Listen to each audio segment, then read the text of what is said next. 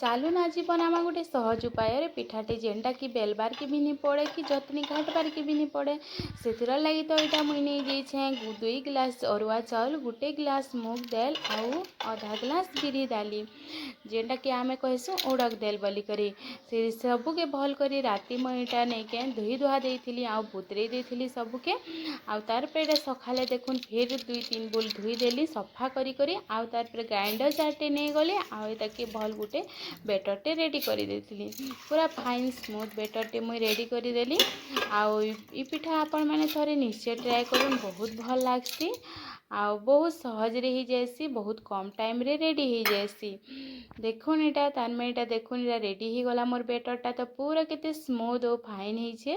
एटा के तार पे हमें फेटी देमा गुटे डायरेक्शन रे फेटबे आउ टिके हाथ के टिके स्पीड चलाबे बेले जे फेटले काना हेबा कि एटा टाइके बेटरटा पूरा हल्का हो जिबा और पिठाटा जिते बेले आमे बनामा भल करी फुलबा और बहुत भल स्पंजी हेबा सेथिर लाई तो मुई इथिरे ऐड करी देली देखुन स्वाद हिसाबे नून दे देली आउ सुढ़ा टिके दे देली पान मोहरी दे देली इलाची टिके ठेसी करी दे देली आउ तार परे इथिरे मुई दे देइछे चीनी दे देइछे आउ सबू के भल करी मिसे देइछे मिसे करी सेटा के मुई रेस्ट रो लाई 10 मिनिट रो लाई रखी देली तापर रेडी हो गला ना आमर बेटरटा पूरा परफेक्टली रेडी हो गला ना चालून यहाँ दे बनामा चालून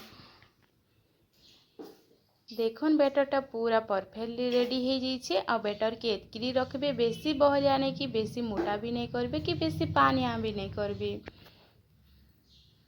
सियाड़े तो कढ़ई मुई बसई देली न तेल भी दे देती तेलटा पूरा गरम हो जाइला न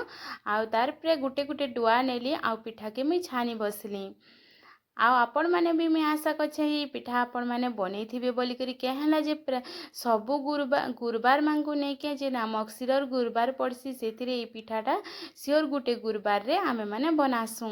आपण माने बनासन कि नहीं जे कमेंट रे सियोर कहबे देखुन से हिसाबे मुई सबु पिठा के एंता करी छानी दउछे गुटे गुटे डुआ नउछे आउ सबु पिठा के मुई छानी दउछे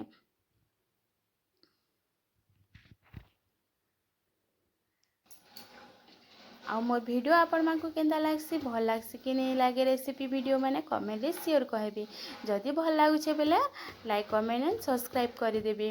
आ भल नहीं लागला बेले तो हेंता किछि नहीं जबरदस्ती नहीं से कहा कि जे सब्सक्राइब कर बोली करे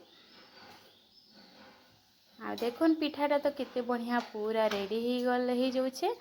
आपण माने थरे इटा निश्चय ट्राए करूँ बहुत भल लागसी ऊपरटा देखुन केंदा फुली फुली जाउछे जेते बेले मुई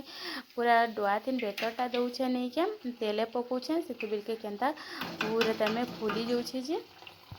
पूरा तेल कुहुलुथुबा आउ बेटर के नहीं पकाबे कहला जे जदि पकाबे बेले नहीं के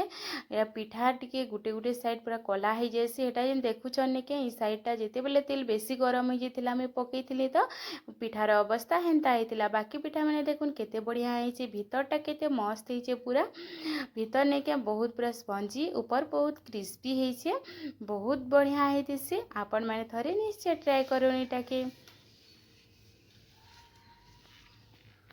रेडी हो गला आमर सबू पिठा देखुन इटा सबू पूजा पाठ रे भी आपण माने भोग लगे पारबे ई पिठाटा आराम से वीडियो केंता लागला भल लागला बेले आपण माने सब्सक्राइब कर देबे चैनल के रहेली।